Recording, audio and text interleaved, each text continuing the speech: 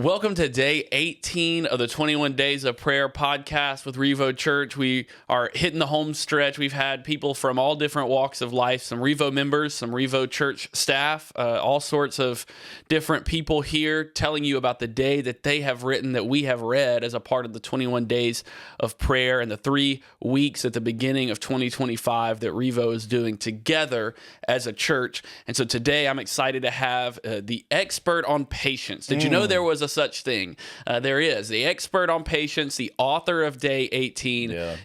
Well, I was about to say your name, and then I thought I'll let you introduce yourself as if you haven't introduced yourself already. But just in case, take it away. Yeah, as if everyone who just clicked on it and saw they didn't see me until just now. Yeah, as if there was no thumbnail of the two of us. They've clicked off the video. I've been on here so many times now. They're like, why do they keep putting this guy on? Listen, I understand. I'm what can I say? I'm kind of a big deal. No, it's because he's so patient. It's because I'm so patient. Therefore, we want him on there. But yeah, man, I'm excited. Patience, writing on patience. You call me the expert on being patient. Yeah, which is so funny because I know that I'm sure that's not true. No matter how patient I am, in just a couple weeks, all of my patience is going to be gone because I'm just going to be sleep deprived and tired. So it's. I'll take the compliment now because I know it's about to be gone. Yeah. Well, I want to hear about patience and prayer because patience is a good thing. Prayer is a good thing, not always thought of as being combined. So tell me how you connected with the passage from Lamentations that you wrote on and the theme of patience. How'd you connect those two to prayer?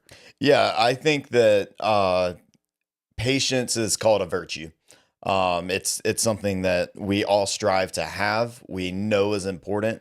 And yet, if you haven't read the day yet, pause it and go back and read it. But if you read the day, it's one of those where we all want to think we're good at being patient until we're in a car and someone cuts us off. Right. And it's just instantly our patience is zapped. And so when we're thinking about the idea of prayer and patience, because not just that's real life patience. That's not spiritual patience. That's not biblical patience. That's just like in the moment, in the day, are you patient with someone? But when we're talking about praying with patience, is the idea of waiting on the Lord. When we're talking about patience, it's the idea of God is calling us to something. We're wanting God to do something, to move and to work. And so when we're talking about patience in that sense, it's the idea of waiting on the Lord. And so I like Lamentation 3. It's a book that most people have never read. Lamentations 3, it says, "The Lord is good to those who wait for him, to the soul who seeks him. It is good that one should wait quietly for the salvation of the Lord." And I like that because when we're talking about patience and waiting in terms of God, it's the idea that God's timing is better, but we don't always want to wait on it. Right. I love that it says it's good to wait on the Lord. It's not just you should, but it's also that it's a good thing too. I remember when I was growing up in middle school, that was when cell phones were a really big deal. Not iPhones, but at this point it was like just that you got to slide up and type through. What's it called? All I can think of is QWERTY right now. But it's the full keyboard. Yeah, with the numbers on it. And you had to type 3 times just to get one letter. But everybody started to get a cell phone in middle school, one of those flip phone kind of things. And I wanted one so bad because I wanted to be cool, and so I thought that's what I wanted. And then high school came around. I got into 9th grade, and that's when iPhones started to really become a real thing. Was in high school. It was probably 2012, 2013 when iPhones started to really catch steam as being like the best smartphone. And so I wanted to have one of those, and my parents wouldn't let me have one of those either. And looking back, it's silly to say that, but I'm also able to look back and go, I was not even nearly responsible enough to have the internet at my fingertips whenever I wanted it. And I certainly would not have been a good idea to give me a cell phone in middle school. Like I just wasn't. I was an idiot, to put it very kindly. I have a very similar story. I got a cell phone in middle school, but it only let me call my mom.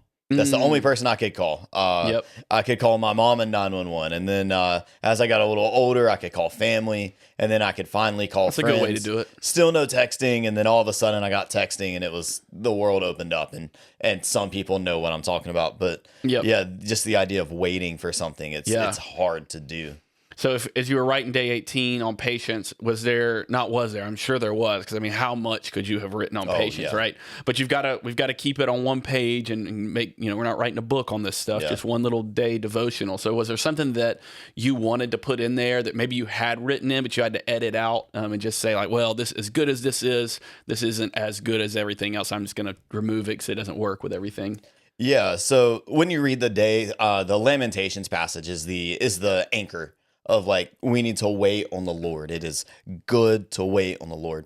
But then the supplemental passage that shows this is the idea of Abraham and Sarah. And if you don't know the story of Abraham and Sarah, he was named Abram, which means father of many, but he had no children. He is at the point when God first shows up in Genesis 12. Abraham is 75 years old, and it says that Sarah, his wife, is advanced in age. Doesn't say her age. Yep, nice way of putting that in there. I love that. And so then it goes on, and finally in chapter 21, he has Isaac, his son, the one that was promised, but his name goes from Abram to Abraham, from father of many to father of nations. And so you have this whole big 25-year gap of Abraham and Sarah promised to have a child, and they don't have it. And so they're waiting on the Lord and trusting in the Lord and waiting for him. But the section that I didn't get to write on, because the constraints that I want people to hear is there's a moment in that story where Abraham and Sarah try to take it into their own hands. They're tired of waiting. They've been patient with God, and God, instead of providing for them in that moment, says, well, actually, I'm changing your name. Instead of providing for them, he says, you see the stars? That's how many of your descendants there's going to be.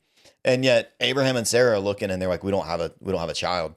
And so they concoct this whole big plan to where Abraham ends up having a child with Sarah's helper.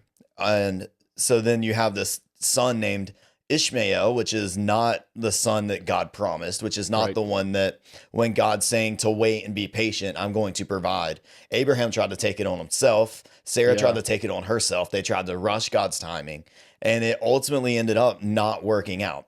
That's a really kind way of saying what happened. Yeah, like it ultimately ended up not working out. If you didn't know, like we feel those same effects today. I mean, the whole issue with the Middle East, with all of that, Israel and Gaza and the whole thing, it all stretches back. If you want to trace it all the way back, it goes all the way back to Abraham and Sarah when God said to wait on me and be patient and I will provide. And Abraham and Sarah got tired and said, no, I will provide. Man, how relevant is that? Because I know that we want to take God's timing into our own hands and make it on our timing with things. And yet today is about being patient and trusting God's timing. So give us a next step. Give us an application point to close down day 18 for the readers of the devotional, listeners of the podcast today. Yeah.